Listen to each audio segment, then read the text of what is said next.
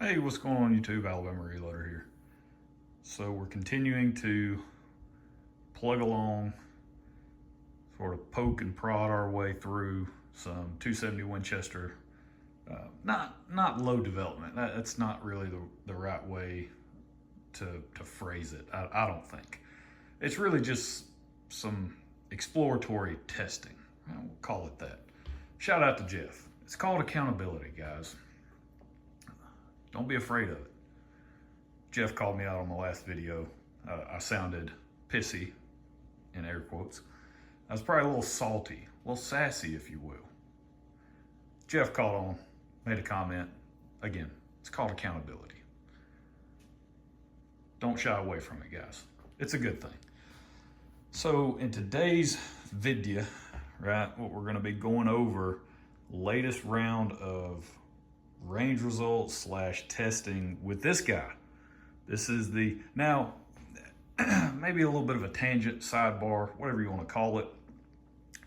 When someone says, go grab your hunting rifle, let's go hunt, right? Go grab your critter getter out of the closet, out of the gun safe, out of wherever you keep it. This is what that means to me, okay? This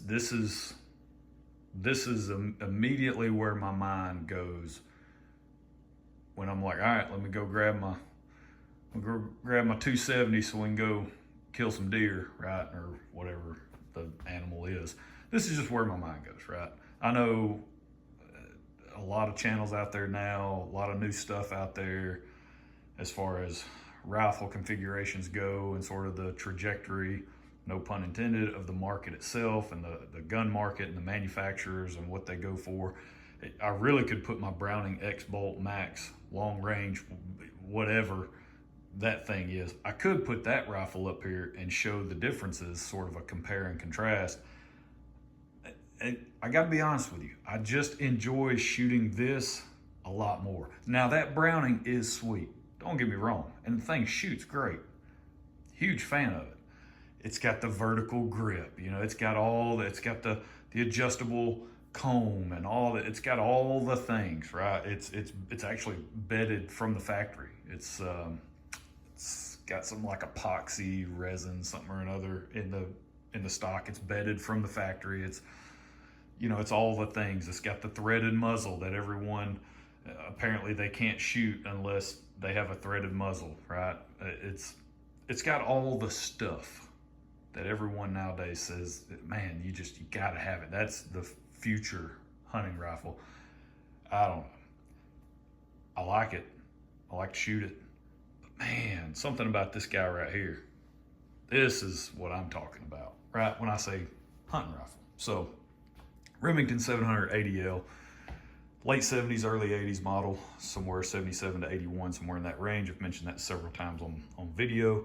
I have a Weaver micro track, I think is what it's called, 2 to 10. I believe it's a 38 millimeter objective, 36 or a 38. So 2 to 10, it's an older Japanese made Weaver scope. So really, really nice, by the way, for the money. Picked it up on eBay, it was pretty cheap. But these are the 50 pieces of brass. I'm just gonna allocate 50 to this particular rifle. This is part of the larger batch of like 222 pieces that I got from AmericanReloading.com, that primed SIG brass that I just picked up. I'm gonna allocate 50 to the Remington 700, and then the rest will go to the Browning. And I don't mind interchanging them, right, if I need to for whatever reason. It ain't that deep and it ain't that big of a deal. So, but these are the 50 that I fired these now, and I'm gonna deprime them, throw them into the Frankfurt Arsenal wet tumbler. I've already got my 280 Ackley brass in there waiting for a companion. This will be the companion. And then I'll tumble that stuff, get it cleaned up, and we'll kind of continue down this path of sort of picking the bullets that I have on the shelf, right? So I've already shown you guys this, but some of the bullets that I have on the shelf, not all of them, but that's most of them. Picking some of these bullets based off, you know, the touch point, right? and the amount of jump that I have from the manual recommended overall length, right, for whatever bullet I'm loading, and the touch point of each rifle, right? This is the Remington 700 ADL list. This is the Browning X-Bolt list, right? These are the touch points. So this is where that bullet's making contact with the lands, sort of an initial contact with the lands. Some people call it jam point, whatever you want to call it. It's a touch point, right? And I got that measurement using the Hornady overall length gauge. So you can see I kind of put a check mark next to, you know, which bullet will be paired up with which rifle, right? Now the Nosler 130 grain partition, you know, that one, you might could say, hey, you know, maybe try it in the Browning. Now when I took this measurement, right, the manual overall length is 3.320. That's what Nosler shows.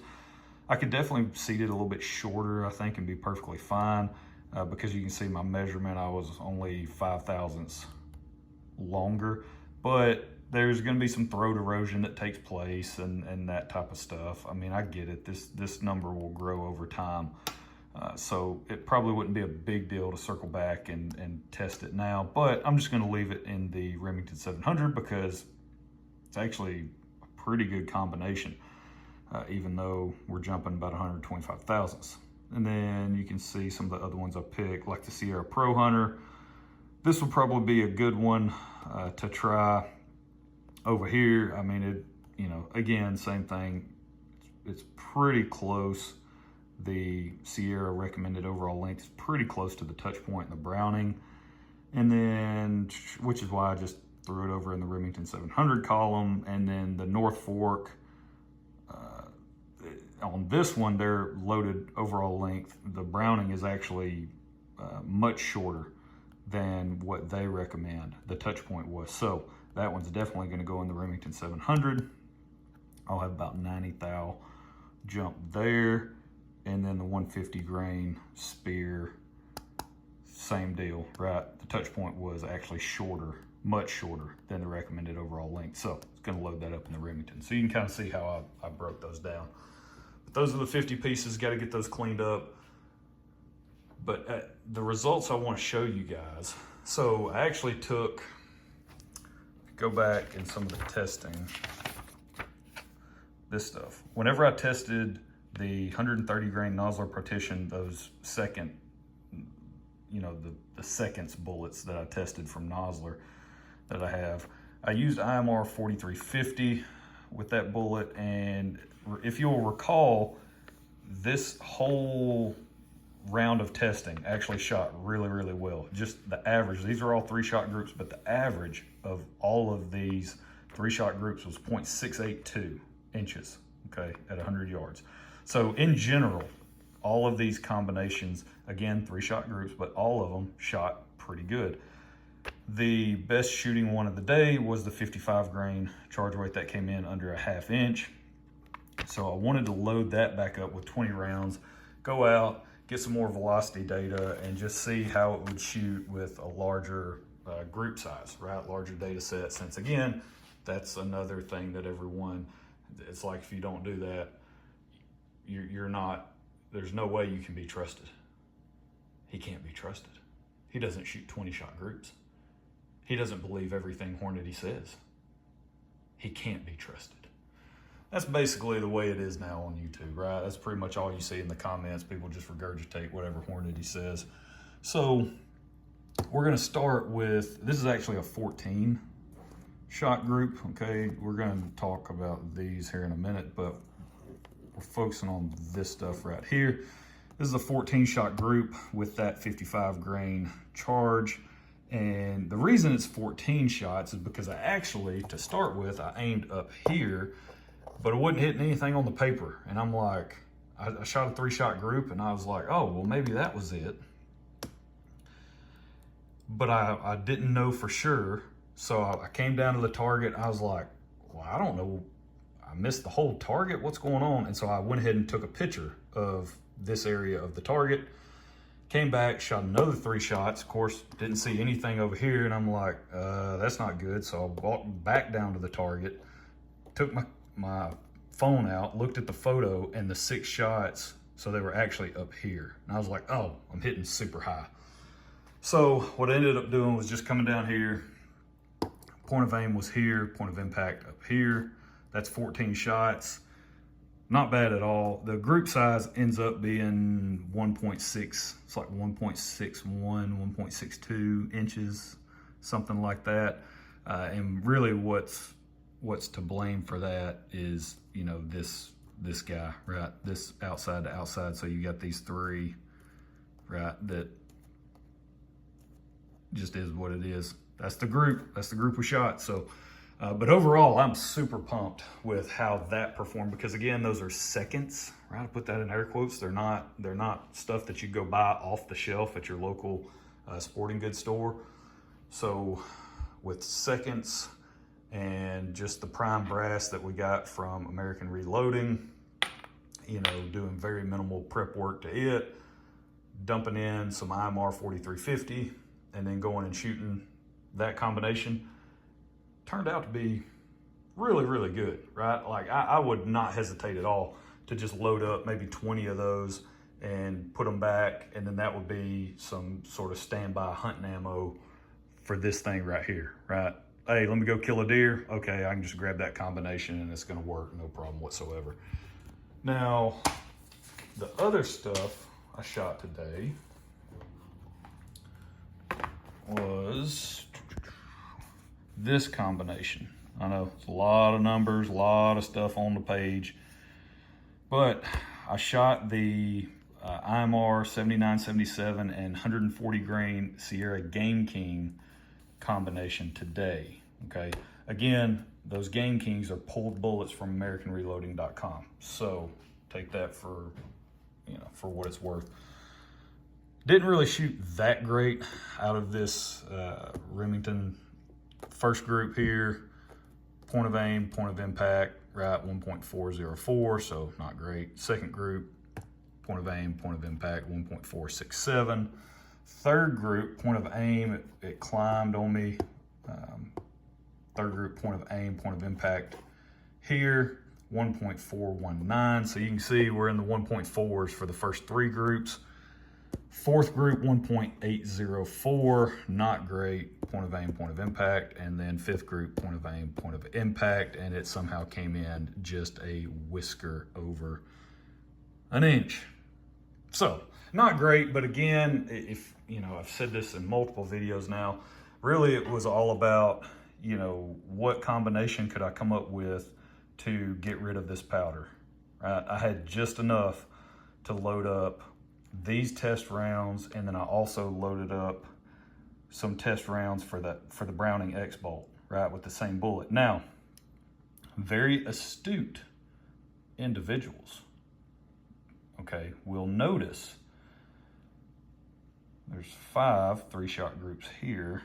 There's only 4 here, okay? If you didn't catch that, it's not your fault, right? Went a little quick on that. But the reason that I did not load up these 5, or the 5 here, I left off that 5th group, the 60 grain charge, right?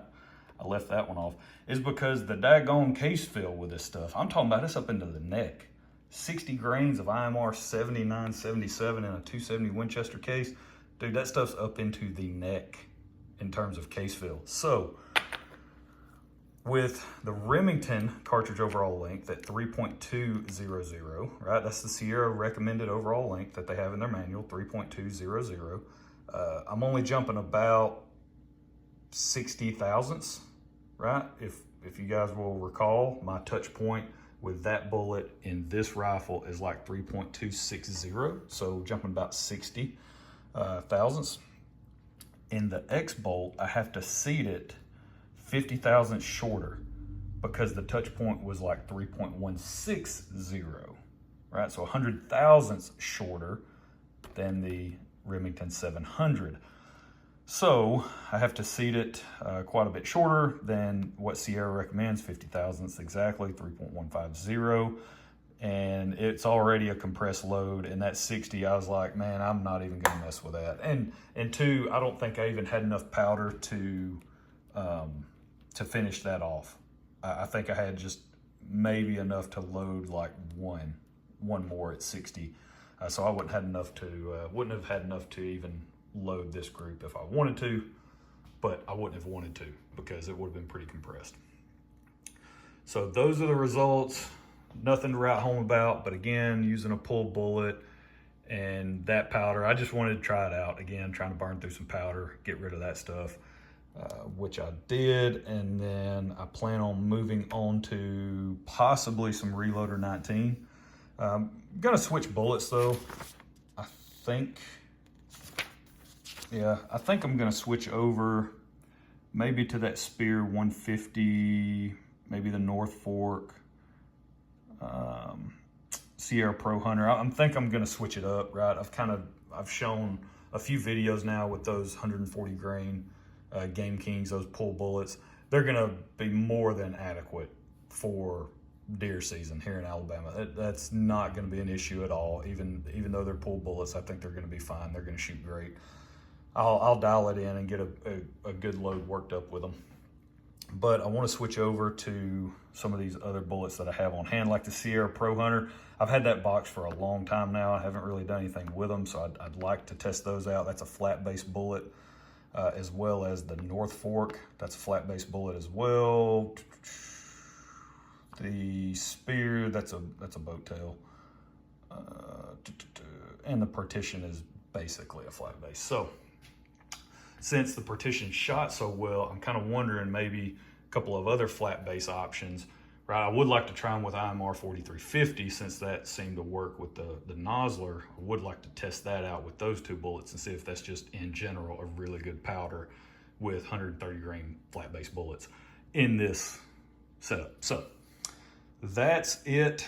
That's where we're going to leave it. Hope you guys have enjoyed it. Don't forget, go check out the website, alabamareloader.com. You can get yourself a hat.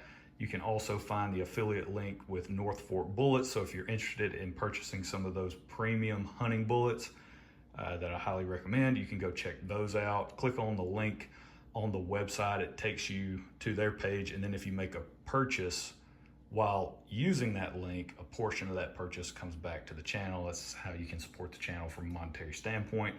The hats, same thing, right? A portion of that comes back to the channel. So I appreciate it, guys. Hope y'all have a great day. We'll catch you next time.